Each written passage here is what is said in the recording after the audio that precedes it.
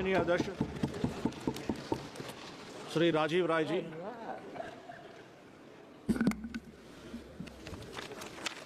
धन्यवाद अध्यक्ष महोदय, मुझे बजट के इस महत्वपूर्ण मौके पर बोलने का मौका देने के लिए।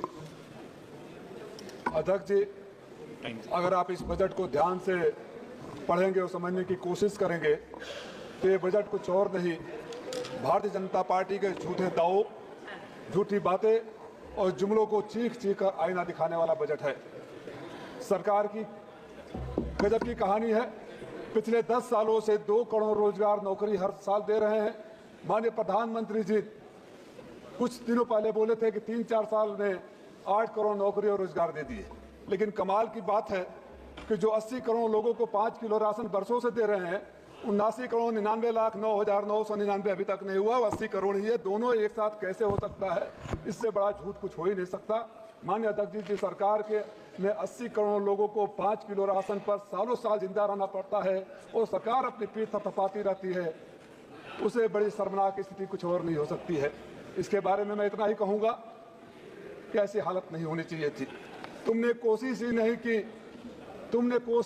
की, नहीं तो ये हालात बदल सकते थे, ये अश्क तुम्हारे आंखों से भी निकल सकते थे।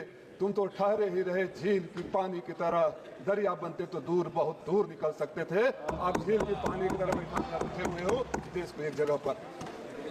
आदरणीय अध्यक्ष जी, जब मैं बजट भाषण माननीय वित्त मंत्री जी से सुन रहा था और बाद में इस पुस्तिका में पढ़ रहा था तो एक बार की मुझे ऐसा लगा कि ये बजट मैं बिहार के वित्त मंत्री का सुन रहा हूँ। खुश मत होइए, आप खुश मत होइए सुधाकर बाबू खुश मत होइए कि बिहार के लोगों को बहुत कुछ मिल गया।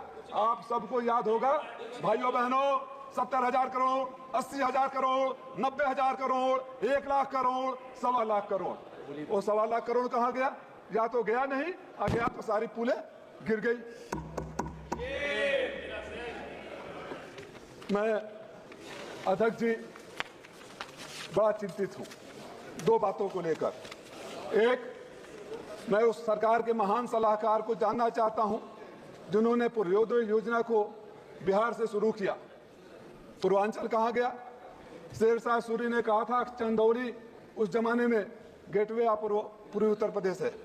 आप पूर्वांचल को छोड़कर हार के बाद इतनी नफरत, उत्तर प्रदेश से हार के आपको इतनी नफरत को उत्तर प्रदेश का नाम तक नहीं लिया। मैं आंकड़ों में नहीं जाना चाहता, आंकड़ों के साथ आईना दिखा सकता हूं, लेकिन मैं जानता हूं कि हमारे बहुत सारे साथियों ने आंकड़े पेश किए हैं और सरकार को भी सच समझ में आता है। लेकिन अगर आप पूर्वांचल को छोड़ देंगे और पूरे पूर्वोदय योजना की बात करेंगे, आपने अपने भाषण में उत्तर प्रदेश के लिए कुछ नहीं दिया, हमारे पूर्वांचल को। आपका बोरिया बिस्तर तो पूर्वांचल ने बांट दिया, इंतजाम कर दिया है, और इसी तरह की नफरत दिखाते रहिए। आने वाले चुनाव में उत्तर प्रदेश से बोरिया बिस्तर बांट दिया जाएगा, ये लिख कर रख लीजिए, किसी घमंड में अहंकार में मत रहिए। माननीय अध्यक्ष जी, मैं मांग करता हूं कि पूर्वांचल और उत्तर प्रदेश को पूर्वोदय योजना में शामिल किया जाए। मेरे लोकसभा में आपके 11 सालों के शासन में आपने कुछ भी नहीं दिया।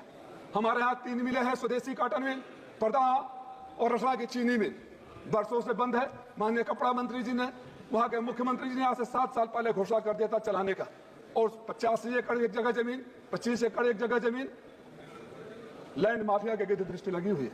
मैंने सुना वहाँ प्लाटिंग करने की योजना बनाई जा रही है। मैं आपसे मांग करता हूँ कि इस बजट में मेरे लोकसभा के 3 मिलों को चालू किया जाए, जिससे वहाँ के लोगों को रोजगार मिल सके। और अगर किसी भी वजह से मिलों को उस हालत में चालू करना संभव नहीं हो तो वहाँ वैकल्पिक उद्योग लगाया जाए। पूर्वांचल का सबसे पिछड़ा इलाका घोसी है।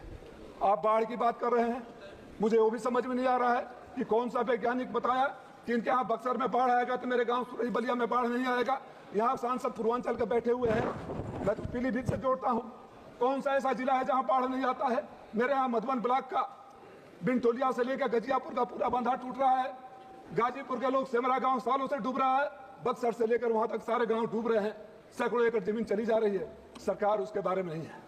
यह सरकार जब बजट को पढ़ेंगे तो ऐसा एहसास होता है कि ये बजट देश के लिए नहीं, अपने उन 2 बैसाखियों के लिए बनाया गया है, जिन बैसाखियों के सहारे ये सरकार अपनी आखिरी सांसें गिन रही है और चलेगी नहीं।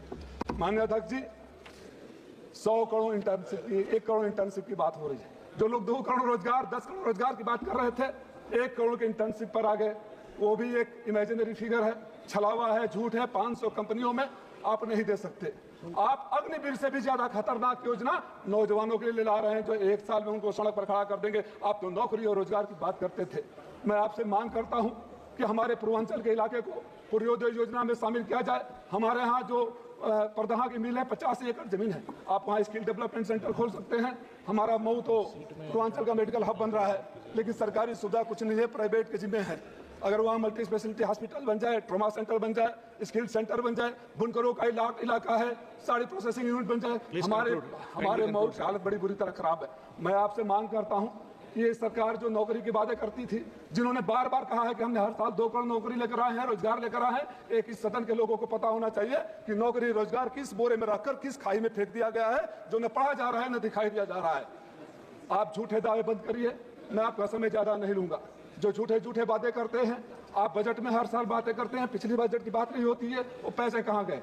आप तो कुछ इस तरह एहसान करते हैं हुजूर कि अपने बातों से इस आवाम पर कुछ इस तरह एहसान करते हैं, आप अपनी बातों से इस आवाम पर कुछ इस तरह एहसान करते हैं, आंखें तो छीन लेते हैं और चश्मे दान करते हैं। हमें आपके दान के चश्मे नहीं चाहिए, हमारे आंखों को छीनना बंद कर दीजिए। माननीय सदस्य स्पीकर जी, आखिरी बात, हमारे यहाँ जो मेरा इलाका है, मैं हमेशा कहता हूँ, बदहाल बुनकर, बेहाल किसान और बेरोजगार नौजवान, तत्काल सरकार संज्ञान ले और जो गांव कटानों में डूब रहे हैं, चाहे गाजीपुर का हो, बलिया का हो, मऊ का हो, आजमगढ़ का हो, गोरखपुर का हो, कुशीनगर का हो, उसके लिए व्यवस्था कर दिया जाए और जितने गांव डूब गए हैं उनको मुआवजा दिया जाए। आपने मुझे समय दिया, बहुत सारी बातें बोली थी, समय का भाव में नहीं बोल रहा हूं, लेकिन उम्मीद है कि सरकार संवेदना के साथ सुनेगी, समझेगी और हमें भी मौका देगी आगे बढ़ने का। धन्यवाद। माननीय